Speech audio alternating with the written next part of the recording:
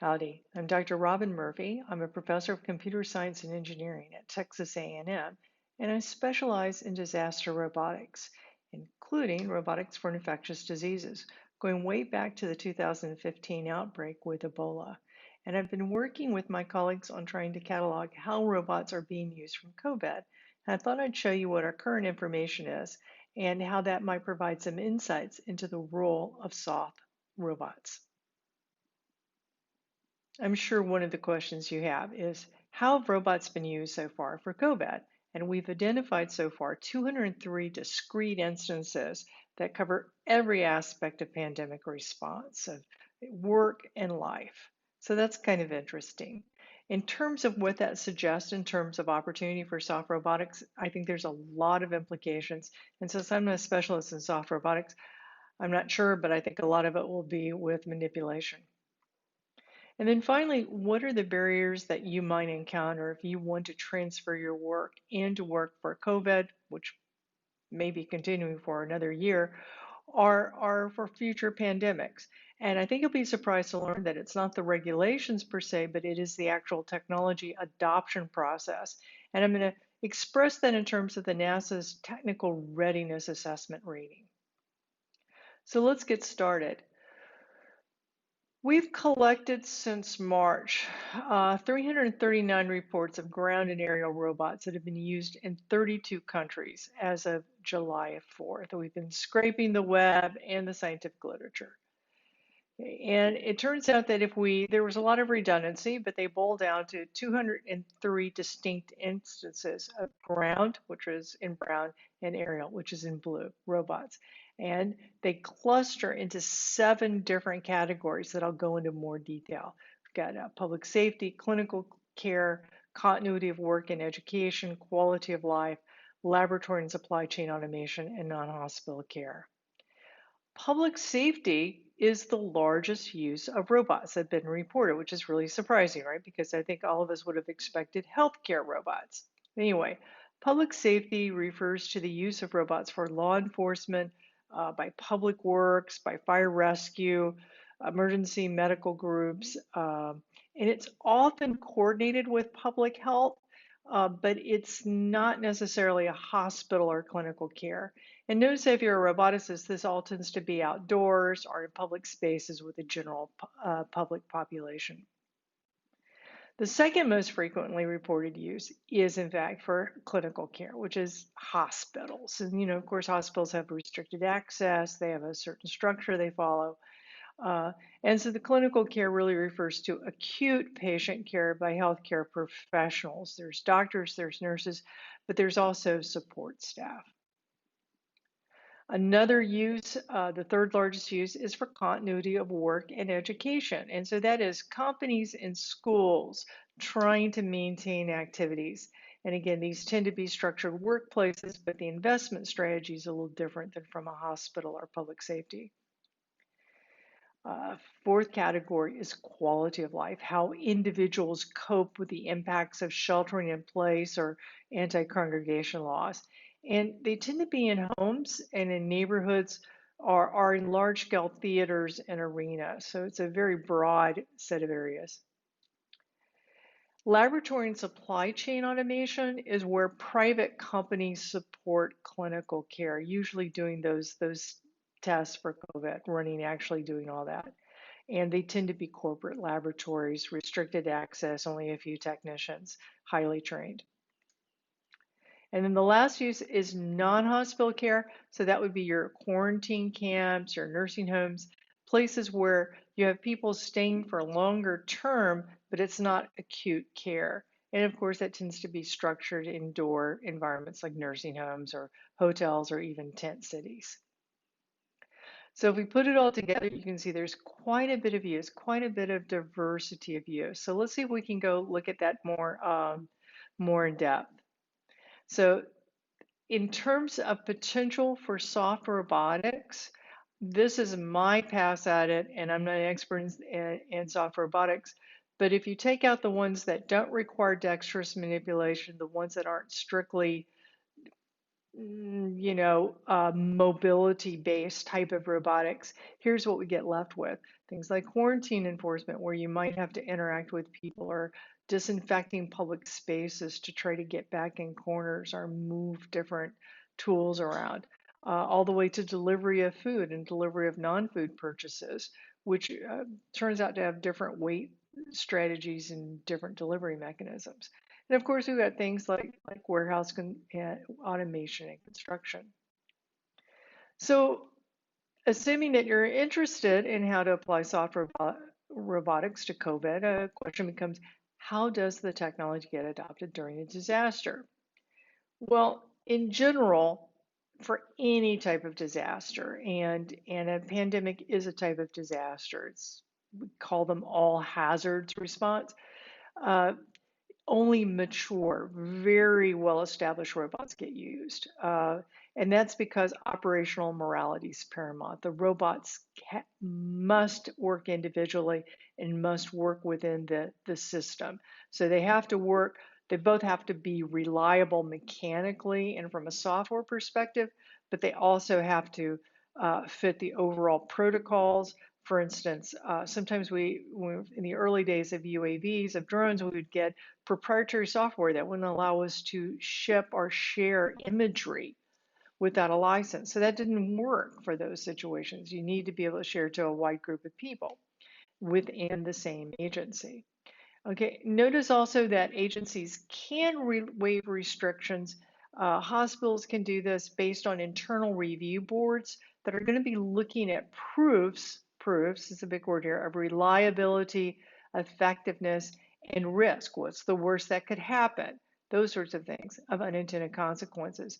And they rarely waive those regulations because the technology just doesn't justify the risk. Time and time. That's usually why they have the regulations, is so that they don't have to think too hard about it. That it's like, yeah, time experiences don't do this. We're really stressed. We don't want to make decisions based on emotions. We'll just go with the with the regulations. And you can also look here, three sources. There's my text, my book, Disaster Robotics, which talks about this. Great interview by Dr. John Crescione at roboticsforinfectiousdiseases.org, where he's both a PhD in engineering and a medical doctor talking about this. And then we have an article that my colleagues and I have prepared on, how this adoption works. Okay, now we're going to look at let's look at the instances and think about technology adoption. And I'm going to do this by just concentrating on any of the applications that have more than 10 instances. So they were significant enough to be recognized there. All right, well, one way to do this is to use the NASA TRL, technical readiness level, which they developed decades ago for the space program. And it's pretty nice. TLR1 means basically somebody wrote it on a napkin and thought about it. TLRL9 means that it's actually being flown, it's actually being used. In an operational environment. And this is great, except for NASA has found that there can be, it can work. The widget, the part can work great, but it may not work for that actual workflow of the mission. And there may be hidden manpower cost. And I think David Woods and Eric Hallnagel's work on the substitution myth, that you're just going to replace what a human does with a robot, really works that way. There's a hidden cost there, is true. And then I think there's the bad human factors in ergonomics, where, from an engineering perspective, it works great, but from a human factors, it's just a disaster. Okay, so instead, we're seeing that NASA is moving toward a technical readiness assessment.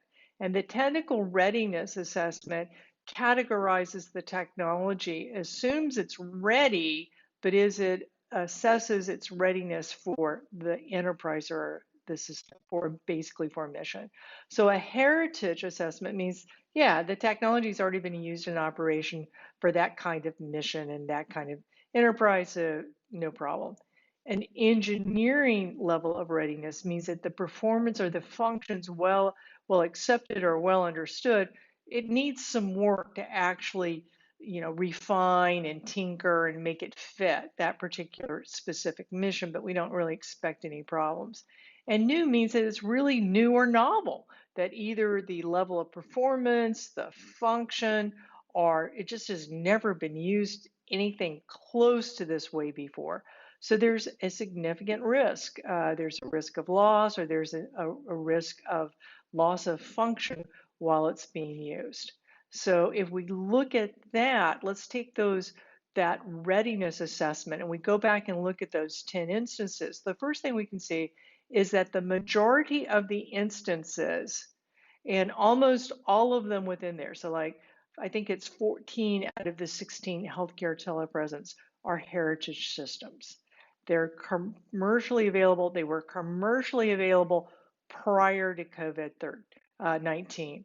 So for instance, the disinfecting point of care robots, they had already been developed. They were already in use in a lot of hospitals to prevent hospital-acquired infections. Everybody wanted to use more of them and use them 24/7 during COVID. So that's an example of a heritage system. Same thing with quarantine enforcement, using drones for quarantine enforcement. Those drones already existed. The mission of using drones for surveilling a group of people and seeing if they were uh, following laws, all of that had already been in place.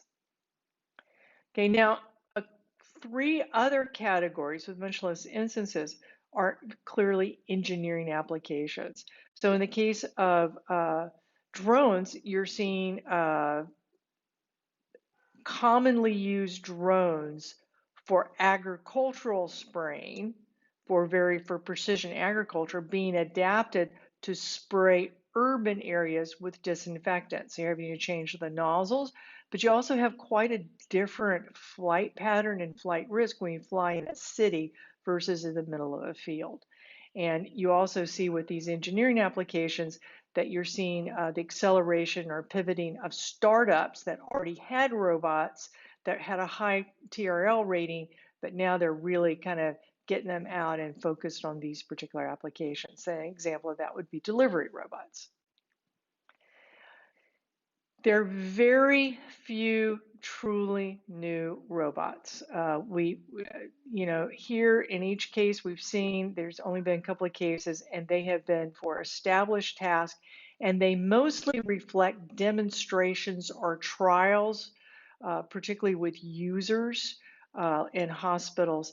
In the case of mouse swabbing robots in Denmark and China, those are the long-term relationships between a university and a hospital to do this type of research. They just didn't suddenly whip this together.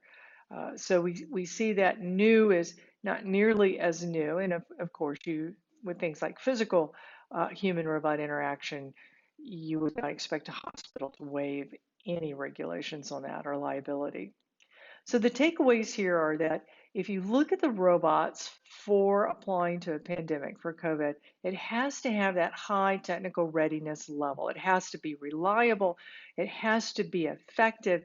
You also have to own the intellectual property. So, the device works, but then it also has to fit the work domain. So you need to have those partnerships with the end users. So as a result, you may not be able to make a large difference for COVID-19, but you can get started on the next pandemic or the next disaster, and of course there will be more, by going ahead and forming those partnerships with like healthcare professionals or other end users, in addition to continuing your great basic research. Think about how you're going to apply it and who you're going to work with. So I hope this helps you. Some resources, of course, shameless plug of my book, but roboticsforinfectiousdiseases.org is just a group of us. Feel free to join us. It's just a loose consortium of roboticists and healthcare experts. We have an interview series with healthcare experts that are trying to answer questions that they think roboticists have or should be asking. And also, we're including what robot practitioners who are actually implementing robots that are actually being used. and we try to keep up with the links to publications and presentations. A lot of call for papers out now, and there will be more. So let me know if I can be of assistance, and I hope this helps you and continue to do the fantastic work in soft robotics.